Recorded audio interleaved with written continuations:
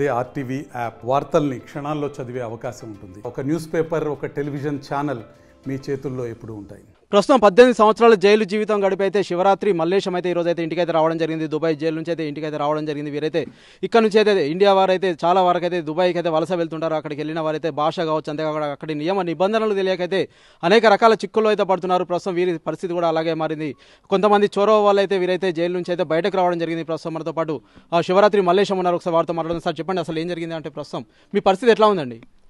పరిస్థితి అంటే కేటీఆర్ ద్వారా ఆ సారే మాకు క్షమాపణ భిక్ష పెట్టిపించింది కేటీఆర్ సార్కు నమస్కారం. నా పేరు మల్లేష్, మా తమ్ముడు రవి. మే 2005లో మేము దుబాయ్ పోయినాం. అక్కడికి కూలి పని చేసుకునేది, పిల్లల్ని చదువు మంచిగా చదివించుకోవాలని మేము కూలి పని చేసుకోవాళ్ళం. కానీ అక్కడ అనుకోకుండా ఒకటి జరిగిపోయింది అక్కడ. కానీ చేసింది ఒకరు, నేరం మోపింది మేము. అప్పుడు 2009లో భీమారెడ్డి సార్, పి నారాయణస్వామి, సిరిసిల్ల నాగభూషణం, బాలు, మన అనురాధ, హైదరాబాదు అనే అడ్వకేట్ దుబాయ్లో, వీళ్ళతోటి సహాయంతో ముందు వీడియోలు, పేపర్లు అన్నీ ఇంటికి వచ్చి మాట్లాడు ఫ్యామిలీతోటి ఇవన్నీ చేసి అప్పుడు పేపర్లో కేటీఆర్ సారు ముందుకు వచ్చి అప్పుడు మీ కిడ్నీలు అమ్ముకుంటామని మా భార్యలు చెప్తే ఆ పేపర్లో చూసి 15 లక్షల రూపాయలు నేను ఆర్థిక సాయం ఆ నేపాల్ అమ్మకు నేను అందిస్తా, వాళ్ళని జైలుకి తీసుకొస్తా అని మా భార్యలకు, మా తల్లిదండ్రికి, మా ఫ్యామిలీకి మాట ఇచ్చిన సార్ కేటీఆర్ సార్. 2013 నుంచి మే నెల 18వ తారీఖు నాడు కేటీఆర్ సార్ దుబాయ్కి పోయి అక్కడ నేపాల్ పోయి 15 లక్షలు కట్టి చెక్ ఇచ్చే అమ్మాయికి అక్కడ మన రాయబారి ఆఫీస్ కాడ ఈ సార్లు అందరూ అక్కడ మీటింగ్ జరిపి ఆ పేపర్లు తీసుకెళ్ళి 2014లో దుబాయ్ కోర్టులో సబ్మిట్ చేస్తే అప్పుడు శిక్ష తగ్గించలేదు మాకు. 25 సంవత్సరాలు చేసారు వాళ్ళు. 20 సంవత్సరాల నుంచి సేమ్ చేసారు. అప్పుడు మాకు తగ్గించాలి. అప్పుడు 2015లో కూడా కేటీఆర్ సార్ దుబాయ్కి వచ్చి అక్కడ మాకు జైల్లో కలిసి 1 గంట సేపు మాకు మీటింగ్ గడిపిండి. అక్కడ మీ 15 లక్షల రూపాయలు మేము కడతాం, ఆల్రెడీ కట్టేస్తా, మీరు ఏం టెన్షన్ పడద్దు, నేను అనురాధం తీసుకొచ్చిన అడ్వైడకుని ఆమె కూడా సహాయం చేస్తుంది, మనకు తీసే జిమ్మేదారు నాది, మీ బాల్యం మాట ఇచ్చినా అని కేటీఆర్ సార్ అప్పుడు మాకు సరైన బలం, సరైన తాకత అప్పుడు ఇస్తే అదే మాట మా ఆత్మలో పెట్టుకొని ఆ పోరాటం గురించి ఇన్ని రోజుల దాకా మేము గట్టిగా నిలిచినాం అక్కడ.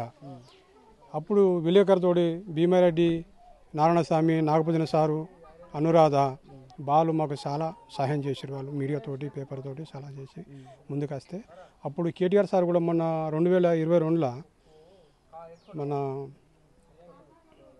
సిద్దిబాబు సారు, శ్రీనివాస్ సారు, సిద్దిపేట గుండెల్లి నరసింహ వాళ్ళు అక్కడికి పంపించారు. వాళ్ళని మన ఇండియన్ ఎంబసీకి పంపిస్తే అక్కడికి జైలుకి వచ్చి కలిసి అక్కడ మీ ఫ్యామిలీ తీసుకొస్తున్నాం, ఇక్కడ మీ పర్మిషన్ తీసుకొని వచ్చినాం, పర్మిషన్ ఇస్తే మీ సారు మీ ఫ్యామిలీ తీసుకొని మీ దుబాయ్కి వచ్చి మీతో మాట్లాడతామని అంటే అక్కడ గవర్నమెంట్ పర్మిషన్ ఇవ్వాలి.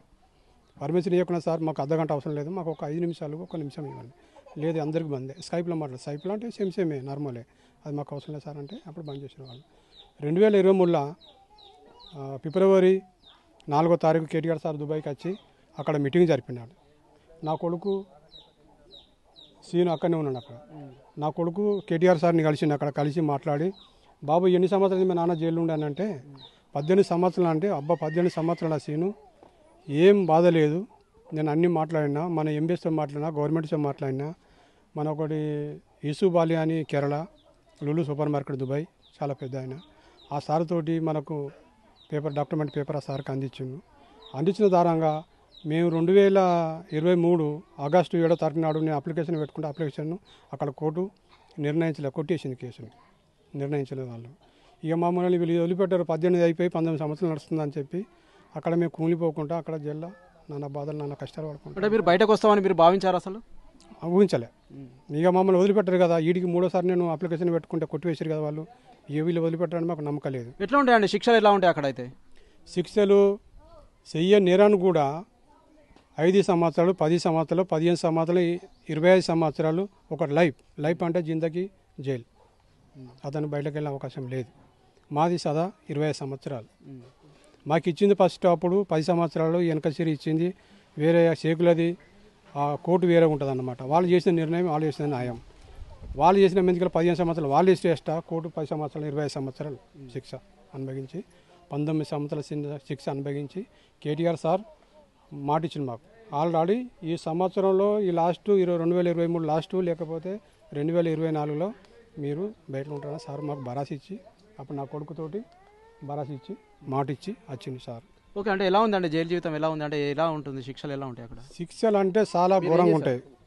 శిక్షలు అంటే నేను కన్స్ట్రక్షన్ కంపెనీలో పనిచేసేవాడిని, నేను మేషన్గా పనిచేసేవాడిని. ఇవన్నీ పనిచేయంగా అనుకోకుండా అక్కడ నేపాలీ అతను చనిపోయి సారు 4 పాకిస్తాన్ వాళ్ళు, 6 ఇండియా వాళ్ళం. వీళ్ళంతా చేసి అప్పుడు మాకు భాష రాదు, చదువు రాదు. అవన్నీ మాకు చెప్పిన మాటలు వాళ్ళు వినిపించుకోకుండా మీరు చేసిరా చేయలేదా, చేస్తేనేమో చేసిరా అని చెప్పారు, లేకపోతే లేదు అని అన్ని ఈ మాటలతోటి అప్పుడు అక్కడ మమ్మల్ని ప్రశంసించేవాళ్ళు. అంటే మీరు ఏం చెప్పారు అప్పుడు? అప్పుడు ఏం చెప్పినాడు సార్, మేము మర్డర్ చేయలేదు, ఇక్కడ మేము మనిషిని చంపలేదు, చేయకపోతే నువ్వు సంతకం పెట్టు, నేను పంపించేస్తాం ఇండియా. సంతకం పెట్టకన్నా కానీ మేడం మీద చేసి అప్పుడు ఫింగర్ ప్రింట్ పెట్టించారు వాళ్ళు. పెట్టిస్తే కేసు ఎఫ్ఐఆర్ అయిపోయింది. అక్కడ ఎఫ్ఐఆర్ అయిపోతే అలా కోర్టుకు సీసీ కెమెరా ఫుటేజెస్ అయితే మీరు ఇచ్చారని చెప్పేసి అయితే కొంతమంది కాసిం కావచ్చు ఇతరత్ర అయితే చెప్తున్నారు కదా. అది మనం చేయకుండా కానీ వాళ్ళు గ్యారంటీ చేస్తారు అక్కడ. వాళ్ళు ఏం చెప్పినా మన వెనుక ఎవరు రారు, అన్న తమ్మి నాన్న అమ్మ ఎవరు మనకు రారు. అక్కడ వాళ్ళు ఏం చేస్తారో వాళ్ళు చేసిన చిత్రగింతలకు అక్కడ కంపల్సరీ ఒప్పుకోవాల్సి, చేయకుండా కానీ ఒప్పుకోవాల్సి వస్తుంది అక్కడ. అంటే ఏం చేశారు 18 సంవత్సరాలు జైల్లో, ఏం చేశారు మీరు? జైల్లో ఏం చేసినామంటే నేను గ్రీన్ హౌస్కు అక్రాపోనిక్ అక్కడ పనిచేసిన 7 సంవత్సరాలు. మా తమ్ముడు రవి నేను అక్కడ గవర్నమెంట్కు ఈ స్కూల్లో బనాంచి చూంచి దాని తర్వాత మళ్ళీ ఒకటి ప్రాజెక్ట్ కట్టినట్టు ఒకటి ఇక్కడ ఇండియా 5 కోట్లతో కట్టితే అక్కడ మేము అన్ని కూరగాయలు, టమాటాలు, మిర్చి, అక్కడ దోసకాయలు పండించినాం. అక్కడ పండిస్తే చాలా ఫేమస్ అయిపోయినాయి అవి. వచ్చేటప్పుడు కూడా మమ్మల్ని మీరు పోకుర్రి తర్వాత పోదురంటే మేము ఎట్లా ఉంటాం సార్, మేము విడుదల అయిపోయినా మేము పోతాం, మా ఇంటికి మేము వెళ్ళిపోతాం కదా సార్ అంటే వాళ్ళు కొంచెం మాకు పోలీసు వేరు కోర్టు వేరు. పోలీసు మనకు మద్దతు ఇస్తారు కానీ వాళ్ళు ఏం చేయగలుగుతారు, వాళ్ళు ఏం చేయలేరు. జైల్లో మన కాపలా. అంటే ఏమైనా డబ్బులు ఏమైనా ఇచ్చారా మీరు పనిచేసిన దానికి? అక్కడ ఏం లేదు సార్, నా రికార్డు మంచిగా ఉండాలని చెప్పి నేను 7 సంవత్సరాలు పిరిగా నేను అక్కడ పని చేసి నేను నేర్చుకున్నా అక్కడ పని. నాకు అక్కడ గవర్నమెంట్ 12 సర్టిఫికేట్లు నాకు ఇచ్చింది అక్కడ, మా తమ్మినికి నాకు ఇద్దరికి ఇచ్చింది. ఈ కేటీఆర్ సార్ తోటి దహతోటి అప్పుడు విడుదల అయ్యి మా పేరు పిలిచి మా పేపర్ వచ్చేదాకా మీరు విడుదల అయ్యారని చెప్పేదాకా మాకు తెలియదు. ఆల్రెడీ వీళ్ళు వదిలిపెట్టడానికి కూడా మాకు నమ్మకం లేదు మాకు. అప్పుడు కేటీఆర్ తోటి పేపర్ వచ్చేసింది. 4గుట్లో 3 వచ్చేసినాం. ఇంకొక ఆయన చంద్రుతి నాంపల్లి, గొల్లెం నాంపల్లి అక్కడనే ఉన్నాడు. ఆయన కూడా ఈ నెల లాస్ట్కు, వచ్చే నెల లాస్ట్కు కేటీఆర్ సారు చర్య తీసుకొని అక్కడ మన ఇండియా గవర్నమెంట్తో మాట్లాడి తీసుకురావాలని నా మనస్ఫూర్తిగా నేను కేటీఆర్ తోటి క్షమించమని కోరుకుంటున్నాను. ఓకే, అంటే మీకు అక్కడ ఎటువంటి ఆహారం పెట్టేవాళ్ళు జైల్లో అయితే? అంటే మీకు సరిపడే ఉండేదా, ఎలా ఉండేది? అంటే అక్కడ ఉంటుంది, పొద్దున ఉంటుంది, మధ్యాహ్నం ఉంటుంది, సాయంత్రం ఉంటుంది.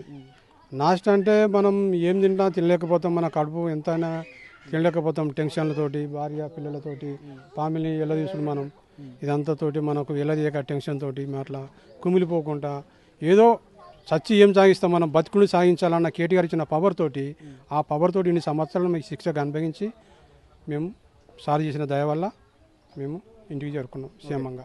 ప్రస్తుతం అయితే ఇప్పుడైతే మల్లేశం అయితే చెప్తున్నారో ఒక దయార్థ హృదయంతో అయితే ఎవరైతే కరుణించడం వల్ల మేమైతే రావడం జరిగిందని బాధాతప్త హృదయంతో అయితే ఎవరైతే చెప్తున్నారు. ప్రస్తుతం అయితే వీరితో పాటు వీరి భార్య ఉన్నారు. అమ్మ చెప్పండి, ఎలా అనిపిస్తుంది? ఇప్పుడైతే మీ భర్త అయితే దాదాపు 18 సంవత్సరాలు జైలు జీవితం గడిపైతే రావడం జరిగింది. ఎలా ఉంది మీ ఆర్థిక పరిస్థితి? అప్పుడు ఎలా ఉంది, ఇప్పుడు ఎలా ఉంది అంటే ప్రస్తుతం పరిస్థితి ఏంటి?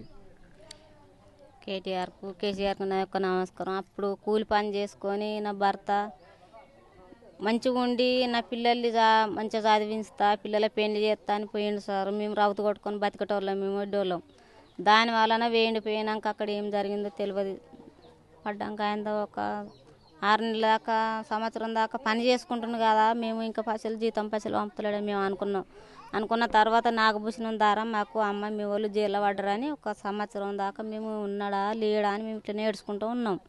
ఆయనతో నాగభూషణం సార్ చెప్పిండు. సార్ చెప్పంగానే పాపం ఆయన చనిపోయింది. ఇప్పుడు ఉంటే ఎంతో తుర్తిపాడు కానీ ఆయన చనిపోయిండు. నాగభూషణం ద్వారానే మా భర్తలు జైలు ఉన్నారని చెప్పారు. అప్పటి నుంచి ఇప్పటిదాకా మేము కేటీఆర్ ఎక్కడికి వస్తే అక్కడికి మీటింగులో పోయేది, దండం పెట్టేది, మమ్మల్ని చూసేది, మమ్మల్ని ఓదార్చేది. అమ్మ నేనున్నా, మీరు ఏడకూర, నేను తీసుకొచ్చి మీ భర్తలు మీ చేతిలో పెట్టే బాధ్యత నాదమ్మ అని మమ్మల్ని ఎక్కడున్నా కానీ ఎంతమందిలోకి వెళ్ళి ఉన్నా కానీ మమ్మల్ని నచ్చి మమ్మల్ని ఓదార్చి మమ్మల్ని భుజం మీద చేసి మీ భర్తలు మీకు తెచ్చి ఇచ్చే బాధ్యత నాదమ్మని ఇప్పటిదాకా పట్టించుకున్నాడు సార్. మంచిగా పట్టించుకున్నాడు ఇప్పటిదాకా పట్టించుకున్నాడు. ఇప్పటిదాకా కూడా మా అమ్మ మొన్న కూడా మాట్లాడుండ, అమ్మ మీ భర్తలు అత్తుండు రాజవా, నీ భర్త అత్తుండు నీకు సంతోషం అని అంటే, సార్ నీ దయ వలన సార్ నా భర్త అత్తుండంటే నాకు సంతోషం సార్ అని కూడా నేను ఎంతో సంబరపడ్డా.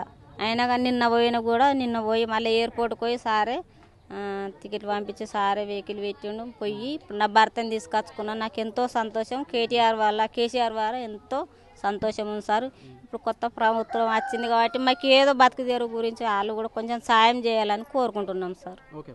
ప్రస్తుతం అయితే మా కేటీఆర్ చొరవ వల్ల అయితే మా భర్త అయితే ఇంటికైతే క్షేమంగా రావడం జరిగింది. దాదాపు 18 సంవత్సరాలు జైలు జీవితం గడిపైతే రావడం జరిగింది. ఇప్పుడు అయితే ప్రభుత్వాలు మారాయి, కాంగ్రెస్ ప్రభుత్వం అయితే అధికారంలోకి వచ్చింది కాబట్టి మాకైతే ఆర్థిక పరిస్థితులు బాగాలేక అయితే మా భర్త అయితే దుబాయ్ అయితే వెళ్ళడం జరిగింది. ప్రస్తుతం వచ్చిన కాంగ్రెస్ ప్రభుత్వం అయితే మమ్మల్ని అయితే ఆదుకోవాలని అయితే వారైతే వేడుకుంటున్న పరిస్థితి అయితే మనం చూస్తున్నాం. అయినప్పటికీ అన్నదమ్ములు అయితే శివరాత్రి మల్లేశం అలాగే రవి అయితే ఇద్దరైతే దుబాయ్కి అయితే వలస వెళ్ళడం జరిగింది. ఉపాధి నిమిత్తం అయితే అక్కడైతే కొన్ని రోజులు అయితే పని చేసిన తర్వాత వారిని అయితే ఒక కేసు నేపాల్కి సంబంధించిన సెక్యూరిటీ గార్డ్ కేసు విషయంలో అయితే వీరినైతే జైల్లో వేయడం జరిగింది. దాదాపు 18 సంవత్సరాలు జైలు జీవితం గడపడం జరిగింది. 10 మందిలో 4 పాకిస్తానీలు అయితే వెంటనే రిలీజ్ చేయడం జరిగింది. 6 అయితే భారతీయులు 6 అయితే జైల్లో పెట్టడం జరిగింది. దీనిలో 5 అయితే ప్రస్తుతం అయితే ఇంటికైతే చేరుకున్నారు. ఒకరు చందుర్తికి సంబంధించిన ఒక అతను అయితే ప్రస్తుతం అయితే జైల్లో ఉన్నాడు. తను కూడా సైతం ఈ నెల చివరి వరకు అయితే వస్తారని చెప్పేసి అయితే వారైతే ఆశిస్తున్న పరిస్థితి మనం చూస్తున్నాం. అయినప్పటికైతే వీరైతే మేము చాలా సంతోషంగా ఉన్నాము, మమ్మల్ని ప్రభుత్వాలు ఆదుకోవాల్సి ఉంది అని చెప్పేసి అయితే వారి కుటుంబ సభ్యులు అయితే వేడుకుంటున్న పరిస్థితి మనం చూస్తున్నాం. మరిన్ని వీడియోస్ కోసం ఛానల్ ని సబ్స్క్రైబ్ చేయండి, లేటెస్ట్ అప్డేట్స్ కోసం వాట్సాప్ ఛానల్ ని ఫాలో చేయండి అండ్ లింక్ డిస్క్రిప్షన్ లో ఉంది.